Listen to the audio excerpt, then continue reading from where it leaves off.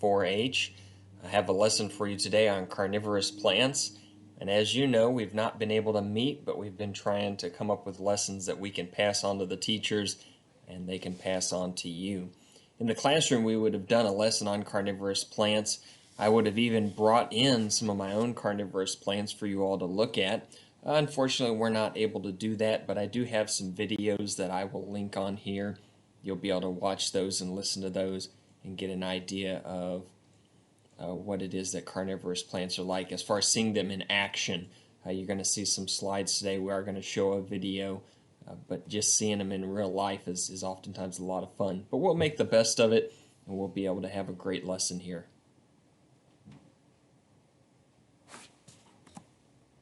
So I'm going to hit play on this video and watch it. I love this video showing it in class because it's got some parts to it that are they're not bad parts, but they're, you kind of get the gross or the ew or the kind of responses from the classroom, and unfortunately we won't get to hear that or be a part of that. Maybe the parents will, but we're going to watch this video and I think that you'll enjoy it and you'll see some things that might creep you out, but it'll still be fun. It's said sometimes it takes a wrong turn to get you to the right place. But landing up in this nightmarish neighborhood is purely a stroke of bad luck. For these Venus flytraps are hungry for flesh. With just a touch to one, and then two of the microscopic hair triggers, the plant's jaws trap the prey, setting in motion a bizarre all-in-one digestive system. The sealed pod floods with a lethal brew of digestive juices. Its mouth becomes its stomach, and finally its intestines, as it absorbs the nutrients. But this isn't the most efficient system, for a missed meal means energy wasted. High up above the flytraps, fellow carnivores, the pitcher plants, are a little more proficient. They're passive hunters firmly rooted in one spot. These plants make no attempt to hide in ambush.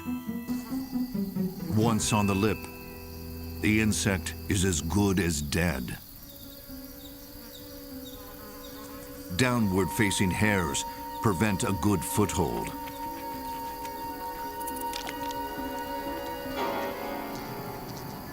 The toxic nectar drugs them.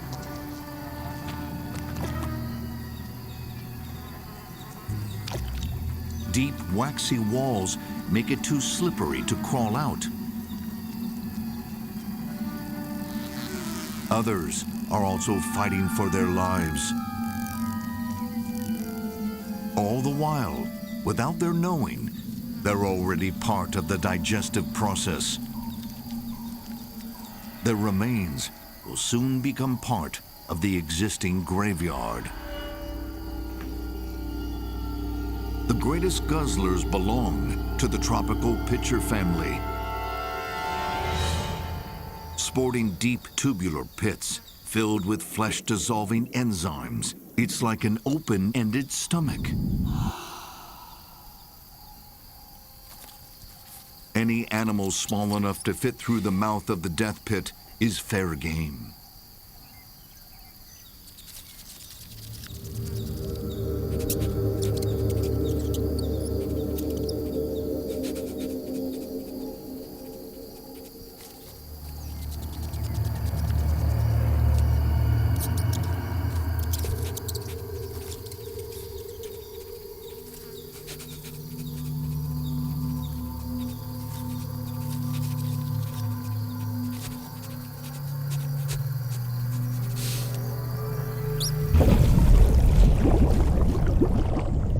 Victims die by drowning, while their flesh slowly dissolves.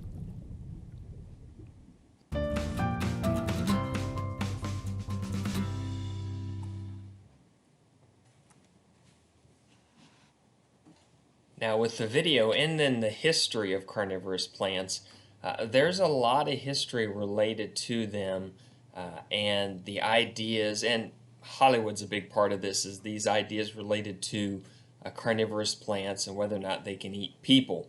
And as you see this etching here on the right side, it shows some tribal people, and obviously one of the tribal men has gotten caught in what looks to be some kind of man-eating tree with tentacles and things like that. So there's always sort of this history of them being able to eat people. If you've never seen The Little Shop of Horrors, it comes out in 1960. It is a movie that captures a lot of public attention as far as being a fun, kind of goofy movie that comes out.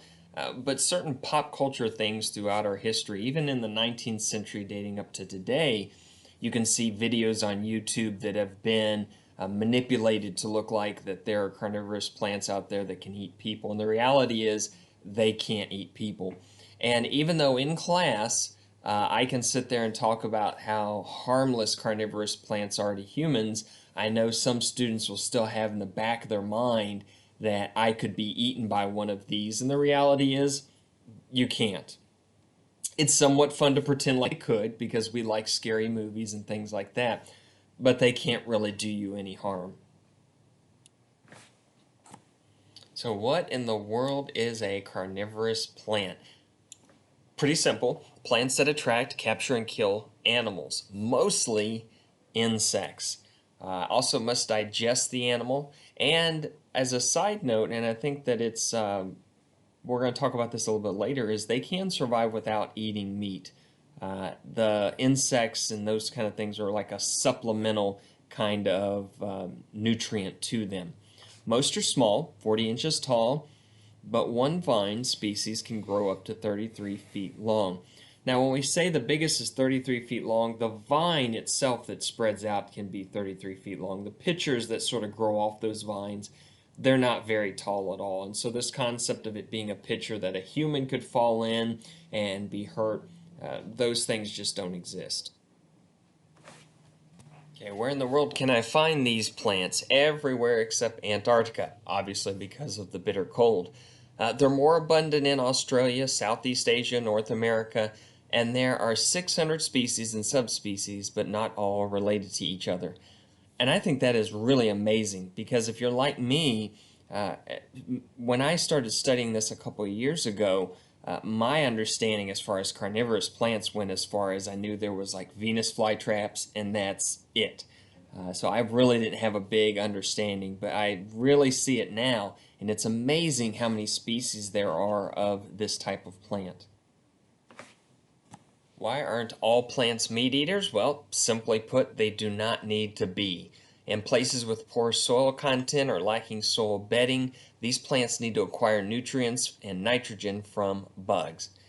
And so most carnivorous plants, they live in an area where the soil is loose or boggy and it doesn't have the nutrient level that they can pull up into their systems so that they can get the nutrient, the nitrogen and nutrients they would have acquired from the soil.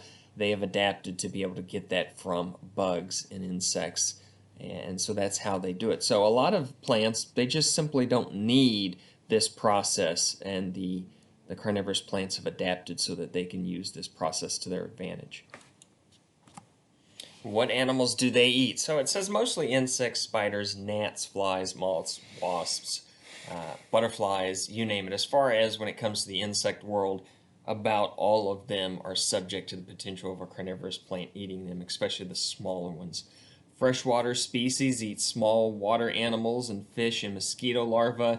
We're going to talk about the bladderwort here in a little bit and how they do that. Some capture small amphibians or frogs, and small birds and rodents have been found in some of the tropical pitcher plants, just like we saw in the video earlier.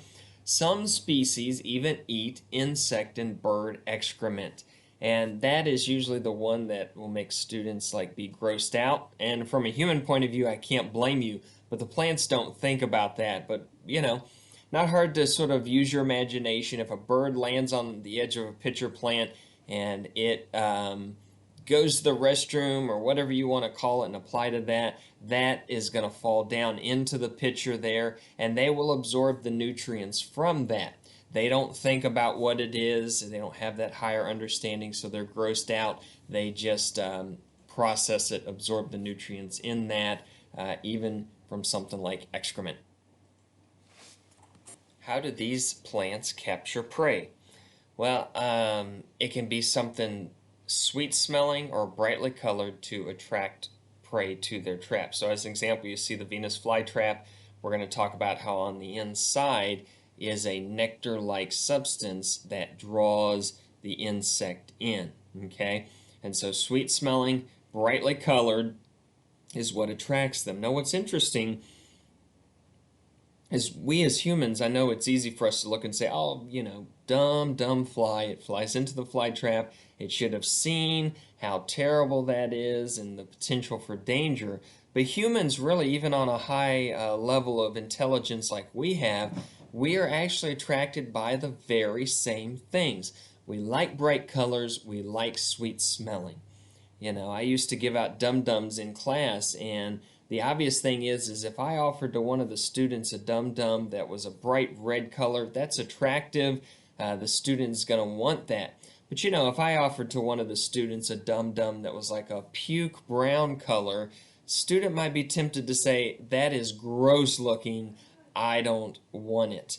And it's the same way with smelling. If you sit down to dinner and something smells sweet and appealing, it's going to be a draw to it, whereas in a lot of cases, if something has more of a pungent smell or a smell that might turn someone off, they might be more inclined to say, I don't want that. And so color and smell and sense, it's a big attractor for insects, and we're a part of sort of that ability to be lured in with those kind of sensories. How do they digest their prey? Okay. Inside, they have digestive enzymes. Some rely on bacteria, some use both bacteria and digestive enzymes. Many pitcher plants have acid that is powerful enough to kill and dissolve insects. It's not a big deal to us. It in no way harms us, but as a lower life form, insects and rodents and things like that can fall in there, and the acid in that pitcher plant can begin to dissolve them. So their digestive systems are very much like our own in the sense of bacteria, and digestive enzymes will break that material down so that they can use it for the benefit of themselves as a plant. What habitat do they live in? As we've said before, they live sort of in a boggy area.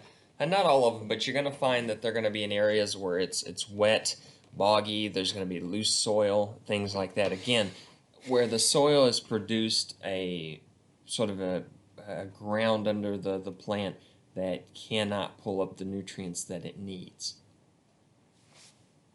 How do we affect carnivorous plants? Well, here's sort of our environmental lesson. Only 3 to 5% of carnivorous plants, as far as a habitat for them, is left.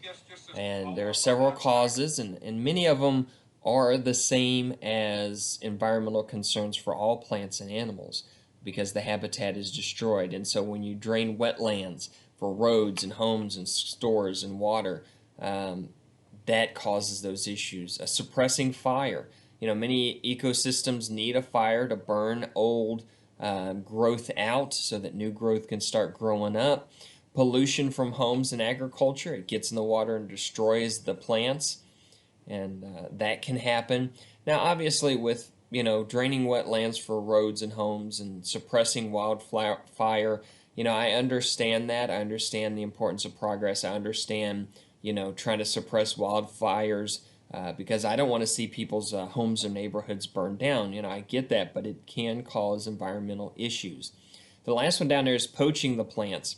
Many are endangered because people will actually go into these habitats, pull those plants out, and they greedily take all the plants in that area. And of course, with all those plants gone, they can't keep reproducing, and it can cause them to die out.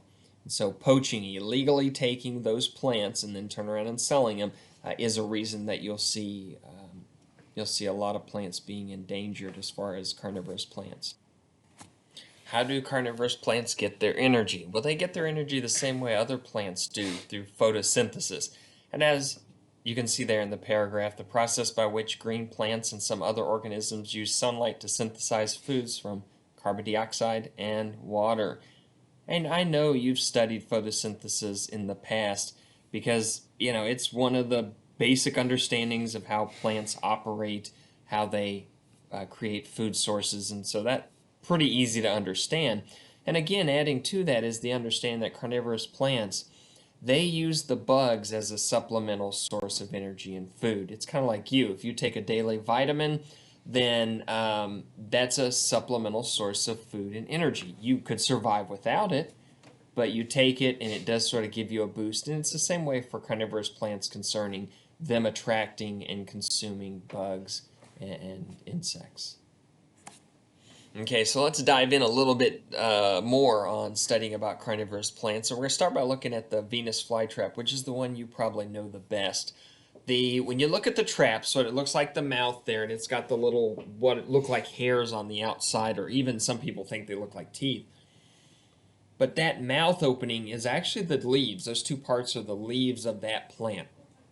They attract their victims with a scent reminiscent of food and a safe landing place in bright colors. So again, insects are attracted to things that smell good, that have a safe place to land, and bright colors.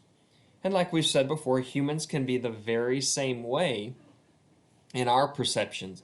We want to go to a restaurant that smells good. The food coming out smells good. It looks like a safe landing place. It's in a good part of town. I feel safe frequenting that restaurant. And bright colors. If the outside of the restaurant has like a storefront that looks unsafe, or it's drab or dreary, that's not really going to attract the kind of people to want to come and go to that restaurant. Now, as soon as the insect lands on those two little leaf parts, there are little hair triggers on the inside that if the insect walks across, they'll trigger those, and the mouth part will shut, capturing them. What is fascinating about Venus flytraps is it's not just that one sensor has to trip, but two sensors have to be tripped within a 20-second time frame. The reason for that is it takes a lot of energy for the flytrap to shut, and if there's nothing there, the energy needed to reopen, and so they don't want to have to close on nothing. So two hairs have to be tripped in a 20-second time frame. Okay? And so that's very important. And false trips are the reason why sometimes in class the students will be like, oh, can you make one close for us? And I always say, no, I can't do that because we're making it close. There's nothing there, and that can be problematic as far as the fly trap and its want to get something out of closing and wasting that energy to have to reopen.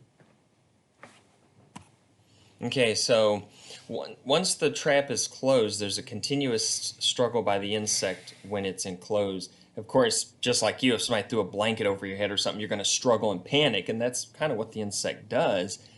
This is also, as a side, a reason why if you ever have a Venus flytrap as a plant, that you feed it live insects or you let nature feed it, because that process of them moving around keeps reminding the plant that it does have something real and that's edible. And so as it's closed, the more it struggles, the Venus flytrap will begin to release digestive fluids. The trap then compresses in as it slowly dissolves. It compresses in, squeezes against the insect, and those digestive fluids begin to draw out the liquids that are on the inside of the insect. And after many days, all that is left is the insect's exoskeleton, and that being the hard outer casing of the body. And the rest has been absorbed in through the mixing of those digestive fluids that are drawn back into the plant. Once the Venus flytrap opens, all that's left is that exoskeleton, just like we said, and it'll dry out. And actually, you don't need to remove it or anything if you have one at home as a plant. The wind will actually eventually just blow it off, and it'll be ready to allow another insect to land so it can feed then. So what types are there? So we're going to run through these real quick and look at some of the more unique carnivorous plants. The pitfall traps or pitcher plant is a really cool one. The pitcher plant is basically a slippery leaf wrapped into a tube shape that contains a pool of digestive enzymes at the bottom. What I really like about this one is you notice at the top of it, it has this bright red, almost translucent, sticky. It looks like a sucker. It looks like a cherry sucker, and of course it's bright.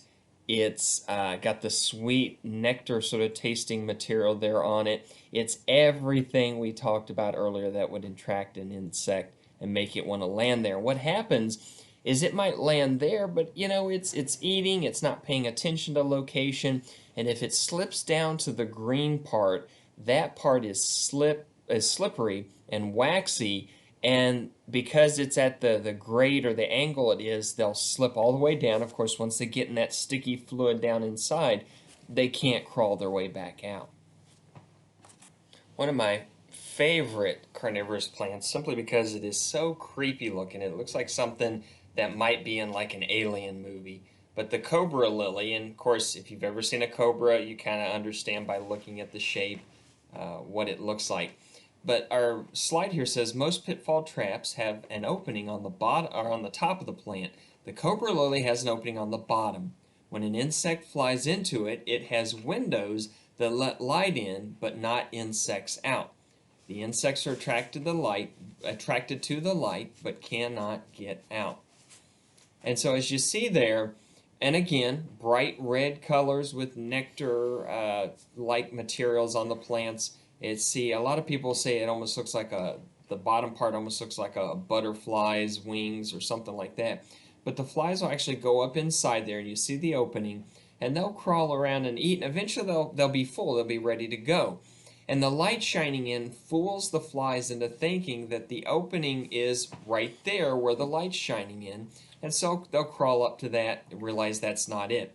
Well, then they'll see another bright spot and think, okay, that has to be the opening, so they'll crawl over to it and realize, no, that's not it either. And they'll eventually crawl around to places they think is the opening to leave, and they'll become tired. Gravity will take over, and they'll fall to the bottom of the pitcher plant, and of course, they will drown. This is one of my favorite ones. I think it's a really cool one. I've thought about buying one before, but they are a little more expensive than just your nominal carnivorous plant. Okay, the flypaper traps or sundew traps. The flypaper traps are coated with like sticky hairs on the outside, and you can see that really well in the picture. And essentially what happens is as the bug crawls along, they start to get stuck in those hairs, and that trips the sensors, and what will happen is this sort of big vine looking plant, as far as what it is it'll begin to roll itself, and you see the starts of it in that picture, and it'll actually curl itself up into a little ball around the insect, and the digestion process will begin. And that digestion process is very much similar to that of, say, the Venus flytrap, as far as, the digestive fluids releasing and things like that. The flypaper traps are really creepy because as the Venus flytrap shuts real quickly, the sundew actually starts to close very slowly, and it kind of gives that like horror movie feel of the monster creeping up very slowly on its victim. We covered the Venus flytrap quite extensively, but one thing I want to point out is just the picture. It's a great picture. The more sun a Venus flytrap or any carnivorous plant gets, the more red will sort of come out of that plant as far as pigmentation. And because of that, in this Venus flytrap, you can actually see the little hair follicles quite well. They're really dark. And then also in this picture, you can see the inside of the leaves and how porous they are. That gives you an indication of, it's releasing that digestive fluid when it's closed, and of course it's pulling that material after it's been digested out of the bug and into the rest of the plant, and they do it through those pores within the inside of that leaf there. Last one's going to be the bladder wart or bladder traps, and really, just looking at it, it looks like something that you could just mistake for being algae in the water. But what happens is on this plant there are all these little pouches, And so anytime some kind of aquatic like minnow or larva or anything like that swims by, they trip hairs on that little pouch, causes sort of a trap to open, and when it opens it pulls water through the trap and it grabs and sort of sucks the insect or the larva through as well. And of course that little trap will shut, and then the digestive process will begin in that pouch and will break that insect or that minnow down. And so they do the same thing more or less a lot of the land-dwelling carnivorous plants do, except they're just doing it down in the water. Here are a couple of links to videos I think you'd really enjoy and appreciate. I highly recommend them. I think that you'll learn a lot as far as seeing the plants in action. That's a lot more fun. It's why I bring the live plants into class. It's just more fun that way. So check out these videos. In addition to trying to bring these lessons to you all virtually for the benefit of your learning, even though we can't meet in the class, as 4-H, we've also been working on some projects that you might be able to do at home. And so what I would suggest you do is first, you see the link here, have your parents get on their Facebook account and join our Boone County 4-H page. Because we've been putting up videos on there of projects that essentially all you have to do is, if you're enrolled in 4-H, which the link is below there to enroll in 4-H, very easy, you can come by and we'll have the kit ready for you in our little lobby area where you don't have to interact with anyone, you just pick that up.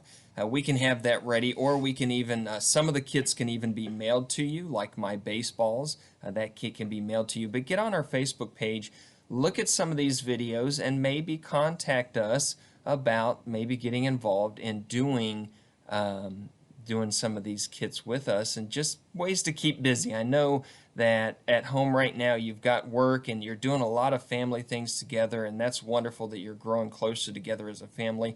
Maybe you're starting to run out of things to do and you're looking for something to keep yourself occupied. We'd love for you to do one of these projects. Thank you again for listening along. I appreciate so much you being willing to pay attention. We miss you all very much and seeing you. We're like you. We hate that the year's ended this way, but hopefully you're hanging in there, staying strong, and I hope you've learned something from this experience and that you'll be better and stronger for having gone through it, and you and your family will be safe this summer. We hope to see you again at some time in the future.